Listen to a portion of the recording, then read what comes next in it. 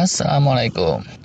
Autofagi itu relatif baru terang benderang kemarin-kemarin ini aja ya, yaitu booming penelitiannya sejak Yoshinori Ohsumi nangin Nobel 2016. Dan makin kesini makin banyak orang yang suka nyebut-nyebut autofagi, tapi ya karena belum ada 10 tahunan ya, sisi-sisi yang masih gelapnya juga banyak. Salah satunya itu dalam kaitannya dengan lymphatic system atau getah bening atau apa sih biasanya lah bilangnya itu sama dokter-dokter Indonesia.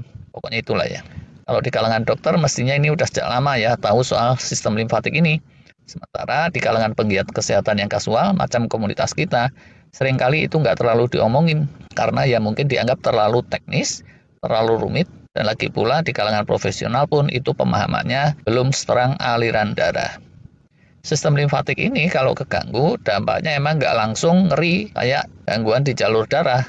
Tapi dalam kaitannya dengan autofagi, sistem ini tuh penting dan menentukan. Yuklah kita obrolin. Pertama, warning dan disclaimer dulu nih. Walau ini disampaikan secara obrolan jalanan saja, ini tuh agak teknis, jadi buat yang nggak suka diskusi yang perinci, silahkan move on aja, cukup sampai di sini. Oke, kalau yang mau lanjut, yuklah. Kita mulai dulu dari obrolan soal aliran darah, yaitu darah manusia, bukan darahnya bangsa jin. Wih, jin itu ada darahnya apa enggak sih? Jadi gini ya, ini kurang lebih pelajaran SMP sih. Biasa kan ya, dulu pas diajarin sama ibu guru banyak yang ngantuk. Kalaupun nggak ngantuk, itu si ibu juga neranginnya cuma sekilas-sekilas. Terus lanjut-lanjut kuliahnya jurusan manajemen pula, atau fakultas hukum, atau teknik ini dan itu, selesailah urusannya. Dulu nggak tahu, sekarang lupa. Darah itu ngalir di tubuh kita karena ada mekanisme yang terpusat, antara lain adanya pompaan jantung dan seterusnya kayak gitu. Yaitu jalurnya bisa dibilang sirkulasi tertutup gitu, walaupun nggak benar-benar apa juga. Jalur yang langsung terpompa jantung, namanya arteri gitulah, atau jalur nadi. Itu tuh menyabang-nyabang ruwet di sekujur tubuh kita. Sisi kiri nih kalau di gambar kita, yang merah kecoklatan.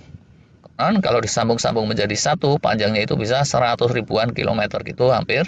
Kalau nggak percaya silahkan aja diukur sendiri. Terus nanti yang balik ke ngarah ke jantung, itu jalur vena kan ya namanya. Maklum nih, bukan dokter soalnya. Ini pun sama ruwetnya. Di gambar kita ini yang sisi kanan merah keunguan. Tapi ini aslinya warnanya nggak kayak gitu ya. Dan lagi pula jalurnya bukan kayak kotak-kotak siku kayak jalan komplek gitu, ini sekedar ilustrasi aja. Nah di ujung-ujung arteri dan vena ini ketemu. Penghubungnya itu urat-urat darah yang kecil-kecil gitu, yang namanya capillaries gitu kalau menurut orang Amerika. Atau pembuluh kapiler gitulah ya kalau pelajaran SMP kita. Yang bagian tengah nih. Nah, beda dengan nadi dan vena yang rapat, saluran kapiler ini bocor gitu deh. Bisa dibilang dia itu bisa ngerembesin macam-macam. Tergantung itu posisinya di mana. Disitulah terjadi pertukaran berbagai sumber daya yang mengalir lewat saluran darah. Kalau di paru-paru, dia itu tempat pertukaran antara kandungan oksigen darah dengan karbon dioksida. Kalau di pencernaan jadi tempat nyusup masuknya nutrisi dan seterusnya lah ya.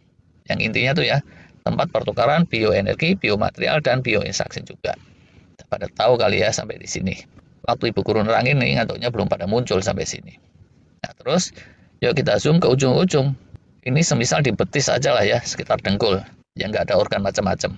Oranye itu jalur nadi, ungu jalur vena.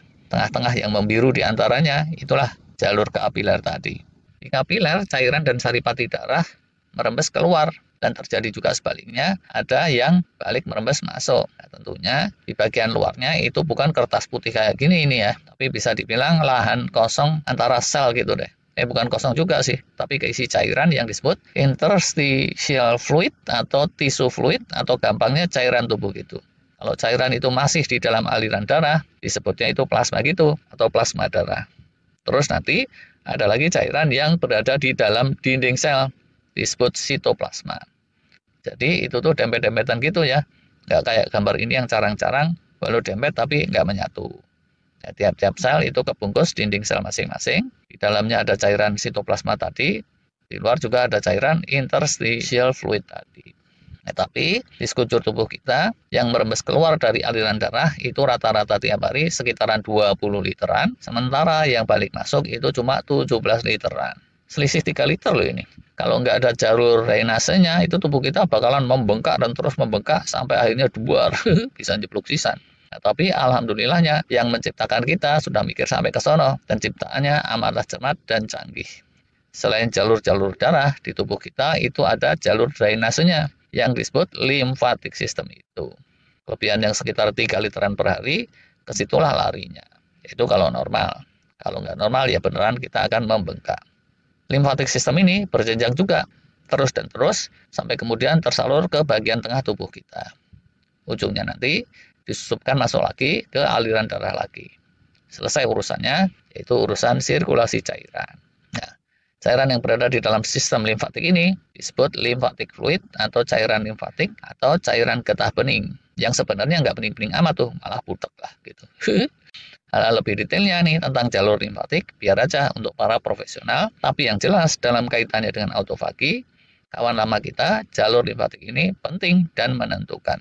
Penting, tapi belum dipahami secara terang benderang oleh para pakar. Nah, kalau para pakar aja belum paham, apalagi gue. Gitu kan ya. Tapi kira-kiranya gini nih, semoga ini nggak salah neranginnya. Nanti kalau ternyata salah atau kurang rinci, kurang akurat, pada iterasi berikutnya bisalah kita lurusin seperti biasanya. Jalur getah bening itu mekanismenya nggak kayak jalur darah yang di hulunya ada pompaan jantung. Jalur getah bening ini berjenjang seperti struktur pohon, dimulai dari cabang-cabang kecil gitu ya, gabung ke suatu lymphatic node, membentuk cabang yang lebih besar, gabung lagi, ada node lagi, begitu seterusnya. Ujungnya ada node-node yang besar, di pangkal kaki, pangkal lengan, pangkal leher, kayak gitu. Dan di lymphatic nodes inilah intensifnya terjadi apa yang disebut makrofagi atau makroautofagi yang dulu kita omongin. Pengganyangan unsur-unsur asing juga di situ, cleansing tertentu juga terjadi di situ. Keremus tuh oleh sistem pertahanan tubuh kita, pakai mekanisme yang seperti autofagi yang digambarkan oleh Dr. Usumi, atau pakai mekanisme lain-lain lagi. Nah, selain makrofagi, yang kita udah bilang dulu, autofagi itu banyakannya kelasnya mikroautofagi, itu dalam berbagai variannya. Kebanyakan terjadinya itu di dalam sel. Nah, karena ini udah panjang, agak teknis lagi. Kalau diterangin sekaligus sekarang, ini takutnya malah kita semua jadi puyeng. Nah, jadi yang teknis kita udahin dulu ya. Beberapa hikmah nih dan kesimpulan dari obrolan kita. Pertama, kita dapat satu kata kunci, limfatik atau jalur getah bening.